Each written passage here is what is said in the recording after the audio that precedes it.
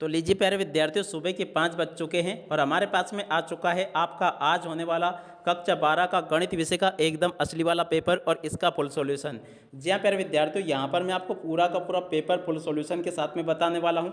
एक भी क्वेश्चन का आंसर प्यारे विद्यार्थियों यहाँ से आपका मिस नहीं होगा अगर आपने इस क्वेश्चन को अच्छी प्रकार से देख लिया तो। पूरा का पूरा क्वेश्चन पेपर का सॉल्यूशन प्यारे विद्यार्थियों मेरे द्वारा यहाँ से आपको बताया जाएगा। तो इसलिए प्यारे विद्यार्थियों, आप सब लोगों को रिक्वेस्ट है कि आप लोग यहाँ से इसको अच्छी प्रकार से देख कर जाना, ताकि आपको पूरा का पूरा पेपर ये अच्छे से समझ में आ सके। अब चलो जल्दी से हम आगे बढ़ते हैं, समझते हैं कि एमपी बोर्ड परीक्षा 2025 कक्षा 12 का गणित विषय का पेपर आपको परीक्षाओं में किस प्रकार का देखने को मिलेगा। टोटली प्यारे विद्यार्थियों ए टू जेड सभी के सभी क्वेश्चन के आंसर बताए जाएंगे। जी हाँ प्यारे विद्यार्थियों, ये आपका हायर सेकेंडरी मुख्य परीक्षा वर्ष 2025 का पेपर है, जो कि इस प्रकार से आपको परीक्षाओं में देखने को मिलेगा। अब चलो जल्दी से हम आगे बढ़ते हैं, समझते हैं आपके पूरे पेपर को और इस पेपर के पूरे सॉल्यूशन को, ताकि प्यारे विद्यार्थियों आपको ये पूरा का पूरा क्वेश्चन पेपर अच्छे से समझ में आ सके और आप सब लोग प्यारे विद्यार्थियों अपनी परीक्षाओं में टॉप कर सके। अब चलो जल्दी से हम आगे बढ़ते हैं, समझते हैं आपके पूरे पेपर को और इस पेपर के पूरे सॉल्यूशन को। तो देखिए प्यारे विद्यार्थियों, ये रहा आपका पूरा क्वेश्चन पेपर। अच्छे से आप लोग इसको देख लें और पूरा का पूरा समझ भी लें। पहला क्वेश्चन पूछा है प्यारे विद्यार्थियों इसमें ये, जो कि प्यारे विद्यार्थियों इसका राइट आंसर आपका ए नंबर का आ जाएगा। पहले का राइट आंसर प्यारे विद्यार्थियों आप लोग ए नंबर का लिख लो, और उसके बाद में जो प्यारे विद्यार्थियों प्रश्न नंबर 2 जो पूछा गया ना, इस क्वेश्चन का आंसर आप लोग सी नंबर का लिख लो।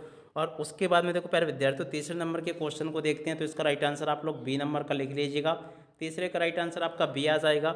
और उसके बाद में देखो प्यारे विद्यार्थियों चौथे नंबर के क्वेश्चन को अगर हम पढ़े ना, चौथे का राइट आंसर प्यारे विद्यार्थियों आपका सी नंबर का ये आ जाएगा। आप लोग इस प्रकार से देख लें इसको और पूरा का पूरा इसको समझ लीजिएगा। एक एक क्वेश्चन का आंसर प्यारे विद्यार्थियों यहाँ से मैं आपको अच्छी प्रकार से बताऊंगा। एक भी क्वेश्चन का आंसर प्यारे विद्यार्थियों यहाँ से आपका मिस नहीं होगा। चौथे का राइट आंसर प्यारे विद्यार्थियों आपका सी आ जाएगा। और उसके अलावा देखो पाँचवें क्वेश्चन को पढ़ते हैं, तो देखो प्यारे विद्यार्थियों पाँचवें का राइट आंसर भी आपका सी नंबर का आ जाएगा, ये वाला आप लोग देख ले इस प्रकार से।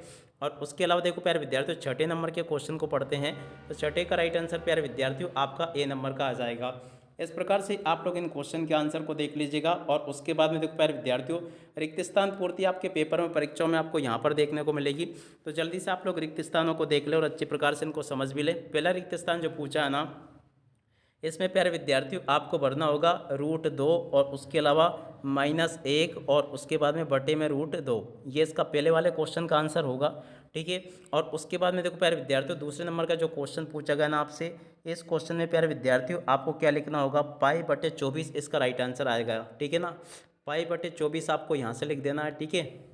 और उसके बाद में देखो अगला क्वेश्चन पढ़ते क्या दे रखा, प्रश्न नंबर 3।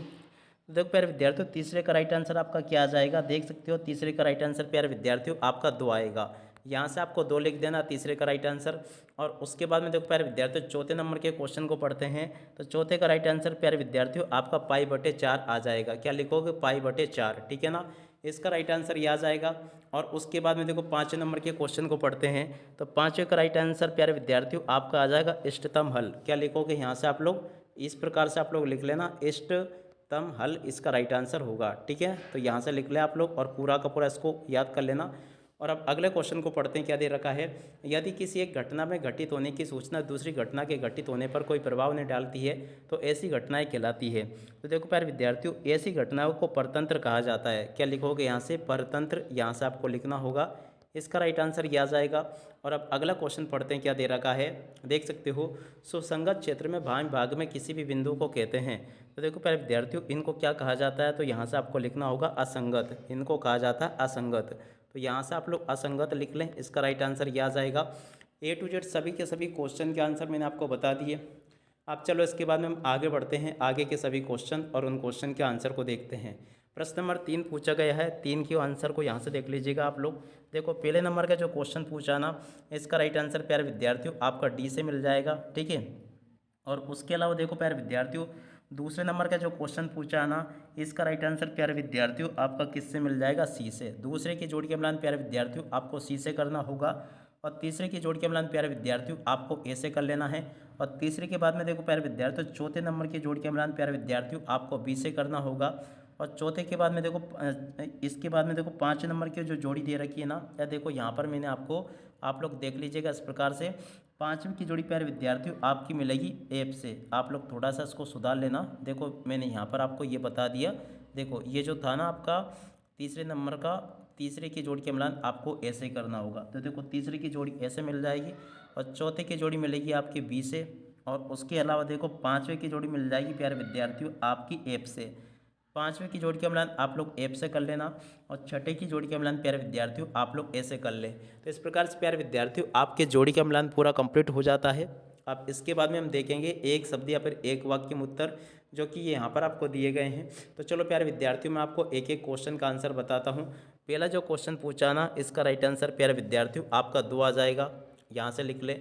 और दूसरे नंबर का जो क्वेश्चन पूछा है ना, इसमें प्यारे विद्यार्थियों आपको लिख देना m बराबर 2, ठीक है ना। दूसरे का राइट आंसर ये आ जाएगा। और उसके बाद में देखो प्यारे विद्यार्थियों तीसरे नंबर का जो क्वेश्चन लिखा है ना, तीसरे का राइट आंसर प्यारे विद्यार्थियों यहाँ से आपको इस प्रकार से लिख लेना है आई और इज इक्वल टू, और उसके बाद में देखो 1/2, और उसके बाद में यहाँ पर आपको लिखना है देखो एन स्क्वायर, ठीक है, एन स्क्वायर -1, और उसके बाद में देखो कोष्टक कर देंगे बंद।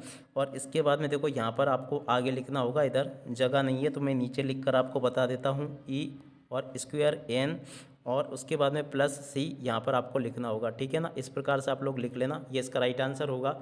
और चौथे नंबर का क्वेश्चन पढ़ते हैं। तो देखो प्यारे विद्यार्थियों चौथे नंबर के क्वेश्चन का राइट आंसर आपका 3 आ जाएगा।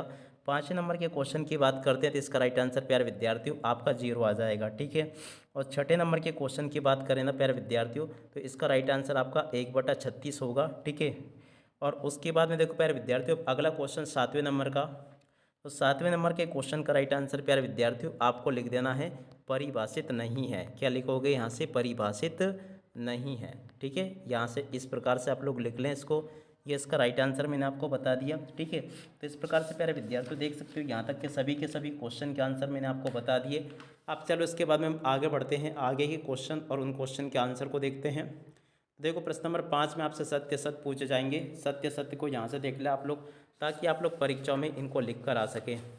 देखो प्यारे विद्यार्थियों यहाँ पर आपको जो क्वेश्चन दे रखे हैं ना, इन क्वेश्चन के आंसर को आप लोग देख लीजिएगा। पहला जो क्वेश्चन पूछा है ना, ये बिल्कुल प्यारे विद्यार्थियों आपका सत्य हो जाएगा। और उसके अलावा देखो दूसरा जो क्वेश्चन पूछा है ये भी आपका सत्य होगा। तीसरे नंबर का जो क्वेश्चन पूछा है ये आपका असत्य हो जाएगा।